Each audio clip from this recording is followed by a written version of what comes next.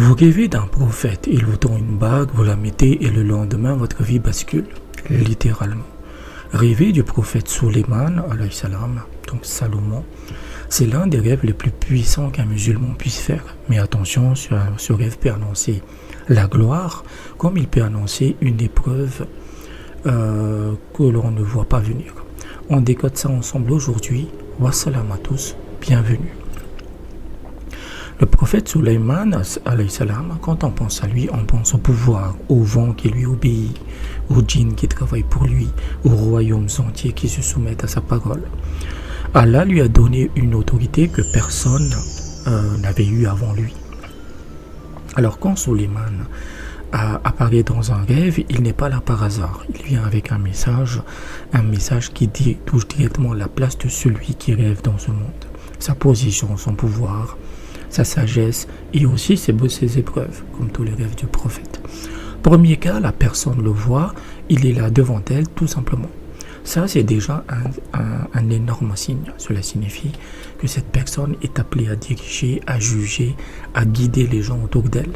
Si les capacités sont réunies, ce rêve confirme qu'une sagesse religieuse est portée en soi et qu'elle va se révéler. Il y aura une clarté dans les interprétations, une capacité à comprendre ce que d'autres ne comprennent pas, ce qu'on appelle la clairvoyance.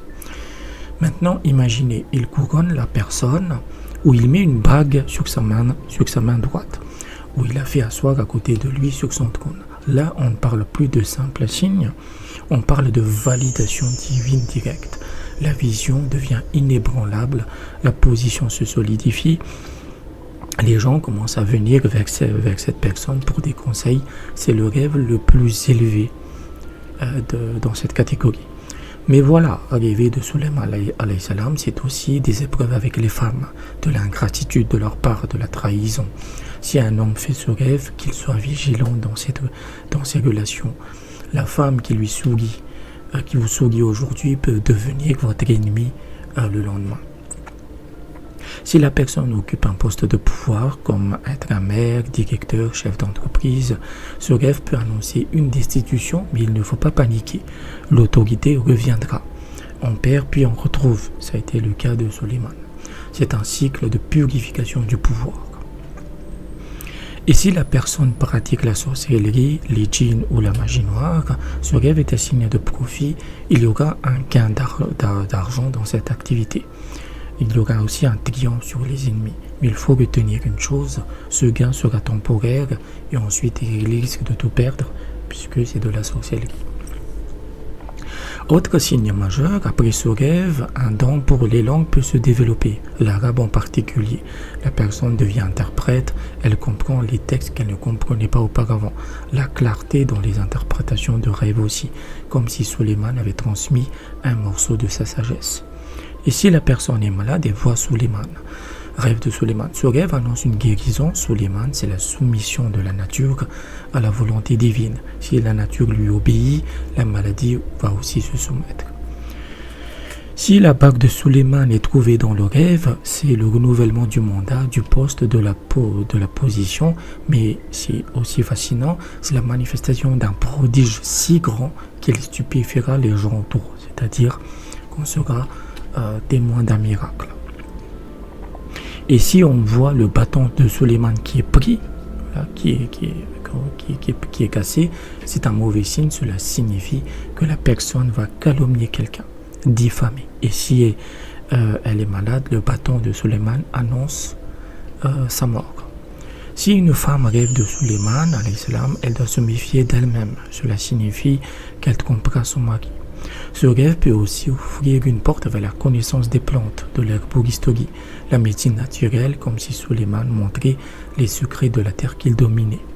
Si on rêve de Suleiman mort, allongé sur son lit, cela signifie qu'un grand homme de la localité, un calife, un commandant, un savant va mourir. Et sa mort restera cachée pendant un certain temps. Elle sera non annoncée, non divulguée. Et enfin, ce rêve annonce aussi l'augmentation des voyages, la supériorité sur les ennemis, la soumission des proches et des adversaires aux ordres de celui qui rêve, s'il en est digne. C'est aussi la richesse, la souveraineté, des voyages lointains mais rapides et la bénédiction la paix et la protection divine. Pour illustrer ce symbole, prenons l'histoire de Farid. Farid, c'est un homme de 42 ans, chef de projet dans une entreprise de BTP à Lyon. Un homme droit, travailleur, respecté par son équipe, mais depuis 6 mois, la situation se dégrade. Son directeur le met sur la touche. Les projets qu'il dirigeait lui sont retirés un par un, ils sont le vent tourné. Une nuit, il y rêve, il se voit dans un palais immense, à des colonnes blanches, un trône doré au centre, et sur ce trône, il y a un homme majestueux avec un regard qui perce l'âme. C'est le prophète Suleiman. Suleiman se lève, il descend du trône, il s'approche de Farid, il lui tend une bague en or. Farid la prend, il la met sur son doigt. À cet instant, tout le palais s'illumine. Et Suleiman lui dit sans ouvrir la bouche, parce que dans les rêves du prophète, la communication est souvent mentale, ta place est ici. Farid se réveille, le cœur qui bat. Le lendemain, il reçoit un appel. Son entreprise a été rachetée, nouvelle direction. Et qui est nommé directeur des opérations? Farid, celui qu'on avait mis sur la touche, celui qu'on avait oublié. Les rêves de prophètes sont parmi les plus puissants. Ils ne montrent pas seulement votre avenir, ils vous préparent à l'affronter. Si vous avez des rêves qui vous questionnent, je peux vous aider. Sachez que votre première interprétation est gratuite, contactez-moi. Pour un suivi sur le long terme, rejoignez mon Patreon dès 7 € par mois. Et si vous avez une question urgente ou un rêve qui vous angoisse, je vous propose la consultation express sur WhatsApp à partir de 20 €. Prenez soin de vous et wassalam.